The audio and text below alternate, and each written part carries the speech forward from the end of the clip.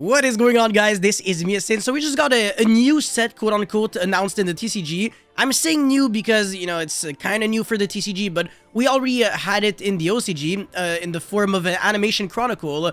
Now it's going to be Maze of Millennia, and we can kind of already deduct what are going to be the new cards. And some of them, some of the most relevant ones, actually appear on the cover of the booster pack. So yeah, when are we going to be getting it? Not in 2023, but rather in 2024, if we can actually find the date, 19th of January.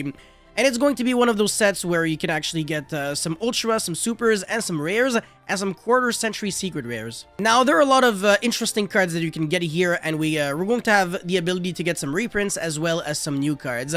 So, what are the best cards that we're trying to get from Maze of Millennia? Alright, so we can actually see on Animation Chronicle well, Animation Chronicle 2023, by the way, on the Yu-Gi-Oh! Wiki, that pretty much everything in the OCG can be found here.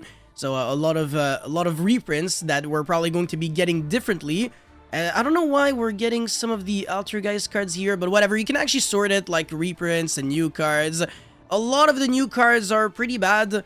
We are getting a lot of kind of fan favorite support from the anime, like Earthbound Immortals.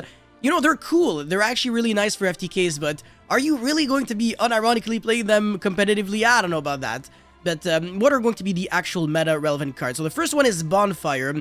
It is a normal spell card that, up until Centurion, wasn't really good. Like, obviously, people were like, oh, it's gonna be nice in Volcanics. Bro, that's big copium, and you know it. Like, the effect is add 1 level 4 lower power monster from your deck to your hand, and it is a hard once per turn. So I've actually made a video back in the days where I talk shit on this card, and people are like, oh, Yaksign, you're so buttered, blah, blah, the card's broken, and you're always complaining. Bro, this card is not like Reinforcement of the Army, okay? Stop gassing up this card, but it's still not too bad. Obviously, you get to search a Pyro monster, which means that if in the future we get some actual good Pyro support that doesn't suck, because the Pyro support that we've been getting for the last 20 years was garbage, this card could have some nice potential in the future. But this is definitely the kind of card that you have to own 3 copies of, because all it takes for this card to be good is one single broken deck that utilizes, you know, Pyro monsters that you can search, and then all of a sudden, this card is going to go up drastically. And again, Centurion Shudeya is a 1-card starter in the Centurion deck, and it is a level 4 Pyro monster. So in other words, this card is really nice in that deck. It's a 1-card starter. So yeah, definitely keep an eye out on Bonfire. But again, apart from that, it's not great. Like, again, are you searching Volcanics? Bro, you're not searching jack shit in Volcanic. I mean, you are, but like, you're still losing all your games because Volcanic is Volcanic, now, man. Anyways, next up, we have Arcana Force 15, The Fiend. I'm really bad, and it always takes me like a solid 5 seconds to read Roman letters. But anyways, you can discard this card and then either add a Lightbearer from your deck or graveyard to your hand. So in other words, this card is absolute piss unless you're trying to go for the Arcana Force the World FTK. But it's kind of realistic in a world where, you know, you have a bunch of dangers and Saryuja to draw. So this could definitely come up in the future. So again, just like some other cards in this set, keep an eye out on this because it is a monster that you could potentially search and then search Light Barrier. And in case you didn't know, this card makes it so when you summon an Arcana Force, you don't have to RNG for the effect. You get to choose, and this is relevant because Arcana Force the World is kind of terrifying. One of the 2 effects makes it so that you can tribute like 2 monsters to skip your opponent's next turn. I don't know if it's tribute 2 or 3 monsters, I will check right now. But it's you know, it's the kind of thing that if you can send 2 monsters you control to the grave, skip your opponent's next turn. It's the kind of thing that if you can resolve, you know for a fact that you've won. And there's pretty much nothing your opponent can do about it. He's not gonna get a draw phase, standby phase, nothing at all. So unless he has like hand traps or stuff like that, you know, Arcana Force the World could actually be a potentially realistic FTK in the future. Anyways, next up is Photon Delta Wing, another card that I think is decent but not super great because it does take up your normal summon, and I think in the Photon and Galaxy deck, you might want to dedicate your normal summon on something a little better than this, but there are still some decent plays to it. So if this card is normal summoned, very specifically, not normal or specialed, you can special summon another copy of itself very strictly from the hand or deck in defense. But unfortunately, then this is what pisses me off, you are locked under light only for the rest of the turn. That's a little frustrating. And this effect is irrelevant, and it does not have 2000 attack, which I find to be very annoying, because then you can't use it to like make the, I think the Link 2 Galaxy S Soul Flare Dragon or something. I don't know, maybe you don't even need that. Let me double check if you need a monster with 2k. Yeah, you do actually. So yeah, it would have been nice if it actually boosted the attack of your monsters by like 200 if you control another Photon Delta Wing or something. But one really cool thing that you can do with this card is, since it is not once per turn, you can get an extra normal summon in the Galaxy or Photon deck. There is a monster that allows you to do that, and then you can recycle back this card from grave to hand, and then normal summon again, and get another copy of itself. So yeah, you can actually get some nice just bodies on the board with this card for free. And again, it's a 1-card rank 4. It can never suck per se, but it's not necessarily insane. And I think the Galaxy and Photon deck is really cool. I think it's just waiting for the right pilot to take advantage of it. But in the future, especially if we get more support, and especially with a Horus support, I can definitely imagine a world in which Galaxy Photon could be at least a rogue option, competitively speaking. But yeah, this card's not great, it doesn't suck either. Now, this card, on the other hand, is very good, and has already been seeing play competitively in the OCG, and it definitely will in the TCG as well. A lot of big YouTubers made videos on this card, and I think we can all agree on the fact that it is a card to be, you know, a force to be reckoned with. So it's a generic rank 8 monster by the name of number 1 Infection Busking. I'm sorry, but I actually forgot if it's a real number or a fake number, because, you know, the Baryon numbers are all fake, so I don't know if it's this one is a Baryon number or not, but let me double check. Actually, number 1, yeah, I think it might be a real one. Yeah, the other numbers were like, yeah, the Neuron Gates, yeah, that doesn't count actually. So yeah, it's cool that we're finally getting the real number 1, if it's the real one. I forgot. Anyways, once per turn during your standby phase, you can attach 1 card from your opponent's graveyard to this card as a material. Okay, so that's very interesting. Probably not relevant though, but it's nice if you can if you're just trying to go for like more materials over time for your Zeus. Anyways, now this is where it gets really interesting. You can only use each of the following effects of number 1 Infection Busking once per turn. If this card is Xyz summoned, you can look at your opponent's extra deck and send 1 card from it to the graveyard. Reminds you of something? Diablos is the Mind Hacker. The one difference is that this is a rank 8 and not a rank 7, and it doesn't banish from your opponent's extra deck face down, but rather sends. So you're not trying to send things like Garura or Elder Entity Entis and stuff like that. It's still good, for sure, but it's less good than Diablos is, absolutely right. At the same time, it might be better than Diablos is because of this effect right here. You can detach 1 material from this card, then target 1 card your opponent controls, destroy it, then if you destroy a face-up monster, inflict damage to your opponent equal to half the attack that monster had on the field. Alright, so I have 2 things to see here. First of all, you can actually come up with weird FTKs using this card, because you can summon a monster with 16,000 attack, and then give it to your opponent, and then destroy it with this card, and then burn your opponent for 8k. This is very similar to, I believe, Gandora X, the Dragon of Destruction. One of them just has like a weird effect. It's not even like original attack, but it's just like the attack on the field. Something like that, whatever, but I do remember that there were FTK... actually, hold on a second. It might be Gandora X, the Dragon of Demolition. Yeah, whatever. Basically, like, one of these Gandoras was used in, like, FTKs in the OCG, and it was, like, an actual Tier 1 FTK, where you were just summoning, like big monsters, and then you were blowing them up, and then you were burning your opponent, and then you were just winning that, you know, like that. Literally 0 effort. And this card could definitely not only be used for FTKs, but also be used in, like, actual real decks. Going first, you get to rip a card from your opponent's extra deck, so that's always good. And people are not going to be playing around this, because it is not like Diablosis, which is like in everyone's extra deck, so people were playing, you know, 2 Lingerebos and 2 copies of the cards they really needed. Now you can rip your 1 card your opponent has in the extra deck that really matters, and you're probably just gonna win there. But what is also very relevant is that, again, you can destroy like any cards your opponent controls, like spells and traps as well, and you're getting bonus burn if you're destroying a monster. Which is also a win condition in time. It's unfortunate, but it is what it is. So yeah, very good card. Again, both going first and second. And you do not have to detach material to use the effect to send a card for your, from your opponent's extra deck to the grave. And then you can bait another interruption and then go into a Zeus, detach 2 materials, and then just destroy your opponent completely. So I really like this card.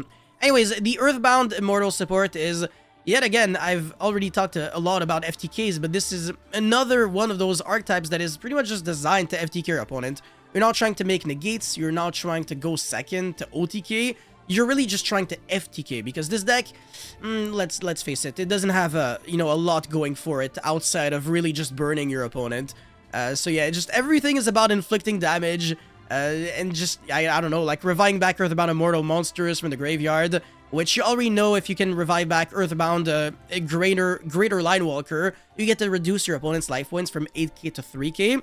And then burning your opponent for 3k is actually low-key pretty easy, because especially the Earthbound Immortal monsters, they're all like level 10s, right, I believe. So you can make Gustav Max burn for 2k, and then this could burn for even more damage and stuff like that. So yeah, it's actually very easy to FTK with Earthbound Immortal. I just haven't figured out like a really consistent combo with it yet. But as soon as I will, I'm gonna be making a bunch of videos on Earthbound Immortal FTK, because it's really fun. It's a fan favorite from the anime. Well, maybe not the FTK aspect of it, but at least the Earthbounds. And also Hail Peru, by the way, the Nazca lines. I made a short on that. Anyways, some other cards that are, Jesus, again, FTK oriented. This is the theme of this set. I forgot the name of this archetype, but whatever. The artifacts that this poor little guy from Yu-Gi-Oh! 5Ds used to play. So Ashoka Pillar. You take 2k damage, and then of course the goal is to like reflect that on your opponent. And then this one you take 1000, which is worse, but at least on the summon you get to search Triangle. When you got all the three, so this one and the Crystal Skull doesn't make you take damage, I believe. You get to destroy all the cards on the field, and then your opponent takes the damage instead. So your opponent will take 1000 and 2000 when you destroy both. And then with the Trap Cards Graveyard effect, you banish it, and then your opponent takes double damage. So in other words, your opponent is going to take 6k damage just off of destroying 2 cards. And then again, Crystal Skull, I just have to recheck, but I do not believe... Yeah, if this card is summoned, take 1000 damage, so it's less good, actually. You're going to have to time it in a really weird way. And you also get a search on the end phase if you didn't take damage, which is... Bro, it's not going to happen. But yeah, Crystal Skull is actually the worst one out of the 3. Very clunky, and this archetype is extremely gimmicky. It's not a real deck. It's literally only designed to FTK and just be like garbage support for just bad decks.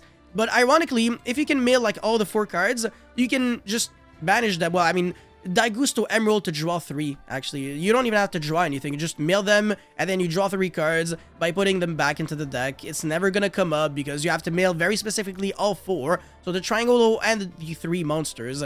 So yeah, it's not gonna happen, but it's cute. Anyways, next up are the Playmakers cards. So the first one is Drastic Draw. So once per turn, well, hard once per turn, you can banish every monster you control, at least 2, and draw 3 cards.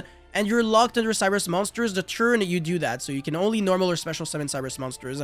I'm not a big fan of that, actually. I don't think this card is really good. And I also don't think that Code Hack is really good, but I did... talk about Transaction Rollback in the past and how it is a really nice card in Labyrinth. So this card you can actually discard. It's better to discard than to actually use it as a trap, because when you discard it, you get to use the Graveyard effect, which allows you to banish it to mimic the effect of a normal trap in your graveyard, and that allows you to have even more options at turn 0 playing in Yu-Gi-Oh! So you can do a lot of things, actually, with Labyrinth going second with literally 0 hand traps. You just have the Furnitures and Transaction Rollback.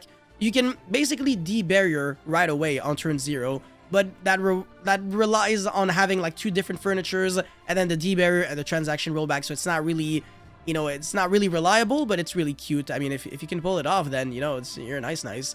And the first effect is good in the mirror match because you get to mimic your opponent's normal traps in their graveyard, so it's not bad. But again, it's especially a card that you're trying to discard. This card is already being played as a 3-of in Labyrinth decks, so you can definitely imagine that this card will be good in the TCG for sure, because it was already good in the OCG. So keep an eye out on this card, definitely one of the best cards from Maze of Millennia. And I believe last but not least, we've got the Dinosaur support. I think this was from Yu-Gi-Oh! GX, I forgot, but whatever. So the first card is Kaitoptera. It is basically a Giant Rex, but it has 2 effects to search polymerization. One of them is an ignition effect. On the main phase, you get to search poly directly from deck to hand, and the other one is a trigger effect, so if this card becomes banished, you can special summon it, just like Giant Rex. But instead of like gaining attack and not being able to attack directly, you get to recycle back polymerization from grave to hand. I'm not gonna lie, this is not super good, but it's not, you know, garbage, and at least, like, I mean, the first effect is useless, but at least it does the same thing as Giant Rex, with something additional just in case you need it. So I guess if you want to play it in Dinosaurs, you're gonna have a way to get access to Guardian Chimera as well to break boards, draw a bunch of cards, etc. But it's not super reliable. But this monster right here, if you can summon it, you're in business because it's a really good card. Hornsaurus, Dark Dinosaur, level 6, so it is not an instant fusion target, and summoning it is not super generic. Kaitoptera very specifically, so with King of the Swamp you can substitute it, and then either a dinosaur or a dragon monster so it could also be somewhat of a super poly target if you play it in your deck. You can only use the first and third effect of this card's Demon's Return. If this card is fusion summoned, okay, so this is very interesting. You can place a field spell from your deck or graveyard face up in your field zone. So I've explained this a lot in the past, but basically because you're placing and not activating, you are playing around Anti-Spell Fragrance, so you can still use this effect under Anti-Spell. The unfortunate thing about this card is that it has to be face up, so you can't just place like a card like the Tearlament's Field Spell and get a search. That's not gonna work. It is not going to be getting you a search. I mean, unless I'm missing something, but I don't think you will. I know if you go like Metaverse, activate a Subterror field spell, you don't get the search for a Subterror. This should be the same thing, because you're also not activating the field spell, and even if you were, it would probably miss timing. So there's that. It would have been better if it actually placed it face down, but then you would lose the anti-spell. So in other words, it's kind of a good thing that you're placing it face up, especially if you're getting cards like Lost World or Diagram, which don't do anything on activation, but rather while they're already face up on the field. So this card's not too bad, but again, if you're under anti-spell, good luck summoning this card, because you're definitely gonna have to rely on, you know, spell card effects, unless you're using Mud Dragon of the Swamp. This is one of the few ways of actually summoning this card in Dinosaurs in a realistic manner. Actually, you got level 4 tuners, you got level 2 non-tuners, and then you get, sorry, Muddy Mud Dragon, not Mud Dragon of the Swamp. I always get the two mixed up. And then you just use with like another Dino or Dragon, you summon this, get your Lost World or Diagram. So yeah, honestly, I can see a lot of potential with this card in Dinosaur combo decks. You can play this card and not even bother with Kaitoptera. But if you want to, you can, because again, it's just like a Giant Rex. Even if you don't want to play Poly, you can still play this card over a Giant Rex. It doesn't really change anything. Against the first effect is irrelevant too. And you got a third effect, well, I mean, it can attack directly during the turn it is special summon. That's not really relevant unless like you're close to time. But during your main phase, you can immediately after this resolves, normal summon a dinosaur or dragon monster. That's not bad, we take those, but it's not like insane. The first effect is really where it's at. So I like this card, and I definitely can imagine a world in which you could come up with some really nice combos with it. So again, definitely keep an eye out on the dinosaur and dragon combos. Probably not dragon, but we never know, actually. Maybe there might be a world in which you could still get like Ravine and then discard one and then do some things, because again, this is just as applicable for dragon as it is for dinosaur, because you're probably not going to be playing this card in Dragon Link. Definitely not, and probably not in dinosaur either. So yeah, again, just keep an eye out on these cards. Not too bad. And then Transaction Rollback, not too bad as well. These cards suck, unfortunately. And then Earthbound Immortal is cute but garbage. This card's really good. And then Photon Delta Wing is meh. Arcana Force, the Fiend, might be good one day, but definitely not today. Bonfire, we just have to wait. Like, again, Centurion is coming out in November 17th, and this is January 19th, so it's 2 months after. But this card is definitely going to be really nice in that deck. And then, again, if you want the full list of all the cards that you can expect in Animation, well, not Animation Chronicle, obviously, but rather in Maze of Millennia, then go check out Animation Chronicle OCG set. But yeah, that's about it for this video. So guys, thank you so much for watching. Don't forget to like and subscribe, and I'll see you guys very, very soon. Peace.